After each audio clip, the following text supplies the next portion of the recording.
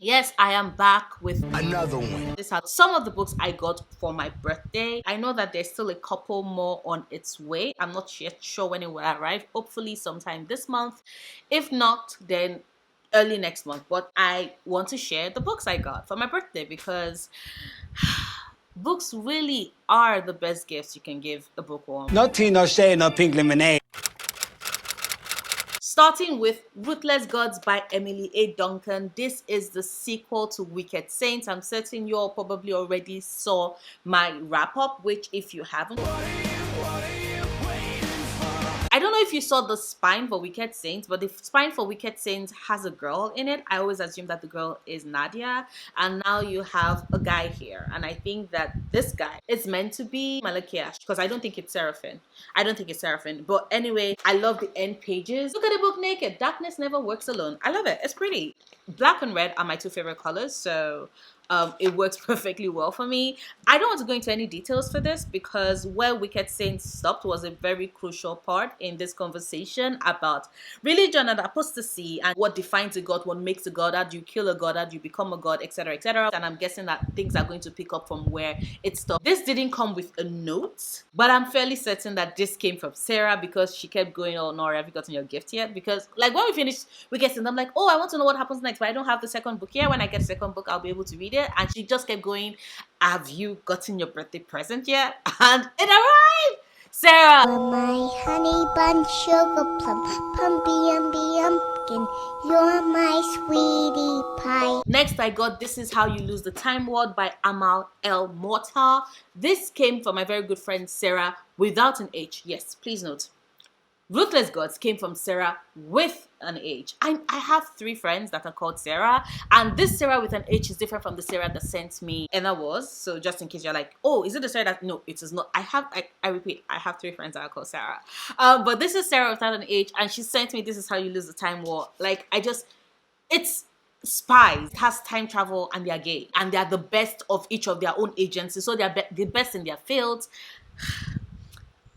You had me at gay, and then you tossed in a bit of spy, and then you put in, oh, time travel, and you think I'm not gonna love this book? You think I don't want to read this book? And it's such a small book. Look at it, it's skinny. She's a skinny queen. But apparently she packs a punch. Sarah also sent me We Are the Ants by Sean David Hutchinson. She said this is one of her favorite books. Sarah, I cannot wait to read this. I have heard such great things. You have a young boy who is dealing with a shitty home life, and also his boyfriend committed suicide, but also he's technically been abducted by aliens practically every night, and it's up to him to save the world, but he has to decide if the world is actually worth saving, and if he's going to save the world, he has to save himself first.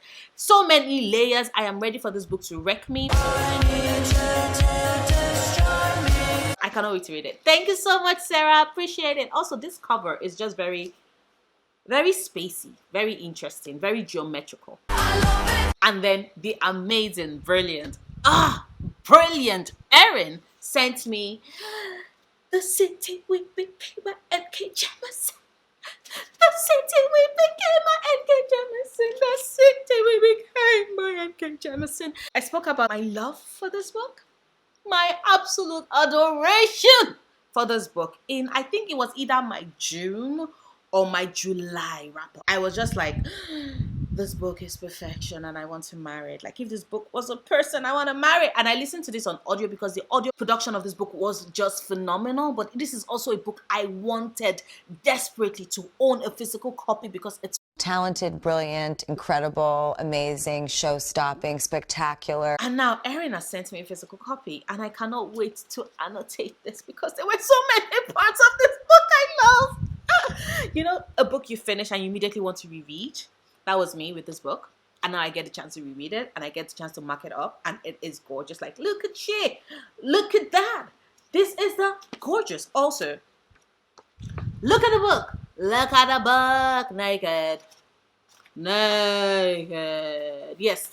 Tentacles are a really important part of the story. So if you've read it, you understand why there's a tentacle on the spine. But I am very excited. Oops. The tentacles was trying to get the cover to run away from me. But I'm like, ain't nobody got time for that shit. The fuck are you, bitch? I am Bronca, punching you in the goddamn face. Okay, sorry. And Erin sent me a note. I'm starting this book tomorrow. Would love to hear your thoughts. Erin, I have read this book and I love this book and I will die for this book and I will die for you for getting me this book. So whenever you're ready to talk about it, I am here and I am ready. Next, someone sent me The Toll by Neil Schusterman. This is the third book in the Arc of Scythe trilogy. I say someone because this did not come with a note. If you're the one that sent me The Toll, please let me know in the comments so I can thank you. I have Scythe, which is the first book in the series. In the world of Scythe, humanity has been able to conquer the natural causes of death, so people are not dying anymore, and as such there has like arisen a group, a select group, whose job it is to call people, so they decide who is going to die. A form of population control, because if you live in a world where nobody dies, technically things will go out of hand, so it's their responsibility to decide who dies. And then it is into this world that we have a protagonist. That is all I know about the series. I have still not read Scythe yet, so I'm just like, you all are convincing me to pick it up because now I have The Toll. All that is left is for me to get Thunderhead, and I would have this complete trilogy, and then I can totally and completely dive into it. So, but whoever sends me this, thank you. Also, why didn't you all tell me? The Toll is this is a massive book. This is like, can I use this as one was like this, an alternative to like the £5, those dumbbells at the gym? Because look at me, I got biceps. Next, I got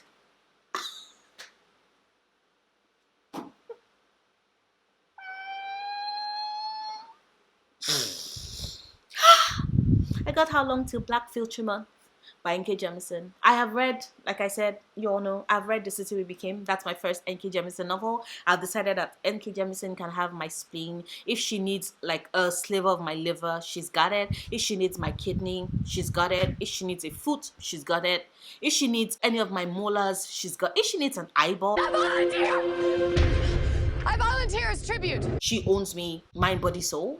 And now someone sent me along to Black Future Month, but I don't know who sent it. Who are you? Who sent me this so I can say thank you? Because oh my God, the generosity. And I think I've also not eaten to my channel that your girl loves short stories. I think that they are always just a perfect vignette into a larger story, and it's just always so cool to just get that glimpse and then move on to somewhere else. So I live and I absolutely adore a short story novella binder collections, everything. Like I live for them. This like combines both. It has N.K. Jemisin and it has the fact that it's a collection of short stories. The best of both worlds. Next, someone, I just say someone because y'all are not putting notes in this. Or if you sent notes, maybe you got missing in transit. I don't know. But someone sent me The Winner's Curse by Mary Rutkowski. You have a girl who is the daughter of a general, and basically she has two options. She can either join the military or she can get married. She has zero interest in doing either, and instead drops a large chunk of money to buy a slave, and turns out that the slave has a secret and she's fallen in love with the slave.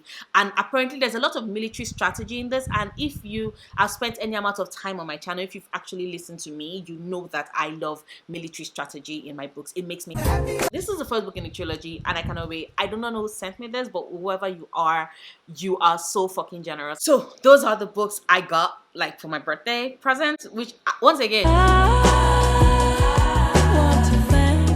I also got, yes, my final copy arrived for Ribera by Jordan Ufeko. One, this cover is stunning. This is one of the most gorgeous books ever. Look at this book naked. Look at, can you see that fur? Can you see that color? Can you see that purple? Right? And then you would think that is all, but no. Jordan is like, I come prepared. Like, see, boom, you have a print of the cover right there. And then look at that. Look at that. Look at that. Isn't that gorgeous? You have it at the back as well. See? Like, she is very gorgeous to me. For those that do not know, Ribera follows a young girl, Tarisai, who has lived in seclusion all her life because her mother has been raising her and grooming her for one reason, one singular reason, for her to grow up and kill the crown prince who becomes her best friend. Like, that is the only singular purpose with which she has been raised and she has been groomed, and it's just all about Taresai finding her own agency and becoming her own person and being able to decide the course of her life. I absolutely adore this book. Hard eyes, motherfucker. Next, this is a book I won in a giveaway. Lizzie writes on Twitter, thank you so much. This is Don't Ask Me Where I'm From by Jennifer De Leon. This follows Liliana Cruz, who basically has lived her life surrounded by walls. Her mother has walls because her father seemingly left and did not come back. And then there's the fact that there's this distinct separation between the neighborhood she grew up in Boston, and the new private majority white school that she's going to. And Liliana, to survive, you know, she has to code switch. She finds herself not really loving her neighborhood and basically changing until the truth of her father and the reason why her father cannot come back is brought to light, and then racial tensions escalate and she has to decide if she's going to just let everything crumble around her or if she's going to use this opportunity for the platform to speak out. The premise for this has me hooked. I've been wanting to read it ever since, and now I get the chance to do so, and I'm really beyond happy, beyond thrilled for that. So yeah, Don't Ask Me Where I'm From by Jennifer De Leon. Like, look at that. Moving on to two books I'd received in my Fairy Loot box. I should have shown this in the last haul, but I don't know why I forgot. But I have Forrest of Souls by Laurie M. Lee, and I have The Arc of the Gilded Ones by Namina Fauna. Look at that. Look at the sprayed edges. Look at this book is one of the most gorgeous arcs ever. Like, period! Forrest of Souls, you have a young girl who basically has been training to be a spy. So I already think she's awesome and badass. And then her best friend is murdered by shamans, and she finds a way miraculously to bring him back to life. So this reveals her as a shadow guide. She's the first in centuries, and only her has the power to stop the spread of this wood, which, if it's allowed to spread and go on untamed, would not only destroy life as she know it, but would also kill the best friend that she would do anything for. I'm just like, I'm living, I'm ready. Also, look at her. Look at her. Look at that. Isn't that gorgeous? Like, all that shadow. Girl, I am listening. I'm also keeping my fingers crossed that the best friend, like this best friend she would die for, it's a platonic friendship. Like, imagine if this story did not give us a romance. The flavor. In a particular empire, blood determines your worth. Like, if they cut you at a certain age and you bleed gold, the entire village turns away from you. And you have Decca, who has been looking forward to this day because she absolutely, to her, wants to be normal. She wants her blood to run red. But when it runs gold, she has to leave her village forever in order to serve with the king. That's the only way in which she's going to survive anyway. So she makes this decision. She leaves the village. She goes to the king, who is raising an army of girls just like Decca with gold for blood, who are training to be warriors in order to fight against a threat to the empire. The girls are near immortals. They're badass. I'm just like, let's do this. Next are my book of the month picks, starting with The Death of Vivek Orji by Akwege Emezi. Freshwater by Akwege Emezi is one of my favorite novels. I have still not read Pet yet. I intend to read it. I promise. But now I have The Death of Vivek Orji. I don't know if this is a tragedy, but I know that this is a book that would move me and wreck me. We follow Vivek, who is mysterious and basically also prone to blackout and has this way of living that is different from what is expected in Nigeria, right? And basically Vivek finds comfort and succor with this group of white women who marry Nigerian husbands, and also finds comfort with a cousin Osita, and is basically just a telling of the story of how we got to Vivek's death. And I am ready for this book to wreck me, but I sincerely hope that it would also, because Freshwater wrecked me, but I also found such poignant storytelling, and the release in that was also beautiful and satisfying. And I hope I get the same with The Death of Vivek Orji. Dear Lord. And then finally, I picked up The Vanishing Half by Brit Bennett. In this, we follow two black sisters, identical twins, who are raised in a small southern black community, and at age 16 these two girls run away from home, and that is where their paths diverge and they live different lives. Many years later, one of the sisters is back in the community that she ran away from, raising her daughter, and the second one is passing for white in a predominantly white community. And basically the story talks about how their lives are once again interconnected through their daughters. I have seen so many great reviews, and I know so many people who have loved this book, and I cannot wait to read it. Also, this cover. You're so gorgeous. I got alternative covers for the Throne of Glass series. Can you see the level of detailing on that? Can you see the work? Isn't that gorgeous? Look at that. And here's the cover for Crown of Midnight, Air of Fire. Empire of Storm, Tower of Dawn, Kingdom of Ash. And now here is a closer look. This is my special collector's edition of Throne of Glass. But here is how they all look. If you're interested in seeing like a bookshelf tour, drop it down in the comments. Just say bookshelf tour, Noria, so I will know you got to this part of the video, and I would work on making it soon. So here you go. So this is what Assassin's Blade looks like. Stunning, and that is Sam Cortland on the cover. Here is Throne of Glass with Aileen on the cover. This is definitely going to be Dorian. See? Dorian is on the cover of Crown of Midnight. And Heir of Fire is where we're first introduced to Rowan, which is why Rowan is on the cover. And this is Queen of Shadows. And of course, we have The Love of My Life, Manon Blackbeak. Once again, like if you know the original Queen of Shadows cover, you know that it is red. So it's just like they picked the colors from the core cover so that it doesn't feel so separate. And then there's Empire of Storms with Elide on the cover. Tower of Dawn is of course Kale's story, and so Kale is on the cover. And then here is the cover. That, remember that horrendous yellow gold that is the old cover of Kingdom of Ash, if you remember it, like ugly as shit. Ugly. This is the new cover of Kingdom of Ash, which I'm like, yo, Irene, because she's also core to the story, right? It's central. Like the three core people that did the final defeat. Well, if you've read the book, you would know. So yeah, so that is what my collection looks like. Pretty. Once again, a huge thank you to everybody that sent me books. I am in awe. I am floored. The fact that you would be so generous and so kind, it's forever humbling. I'm always thankful and I'm always grateful. Thank you so much. But that is this video. If you liked it, please do not forget to give it a big thumbs up. Check out my other videos. Subscribe if you want to. And if you do decide to subscribe, please click on that notification bell so you can know the minute I have a new video go up. I make new videos every Wednesdays and Sundays at 2 p.m. EST. Yes, that is 2 p.m. EST. But see, the reason why you need to make sure that you have all notifications turned on is because sometimes my internet fucking sucks. And when my internet sucks, it means that I do not get to upload at 2 p.m. EST. So it's always good so that you don't miss any of my videos. Please click on that bell so you can have all notifications turned on.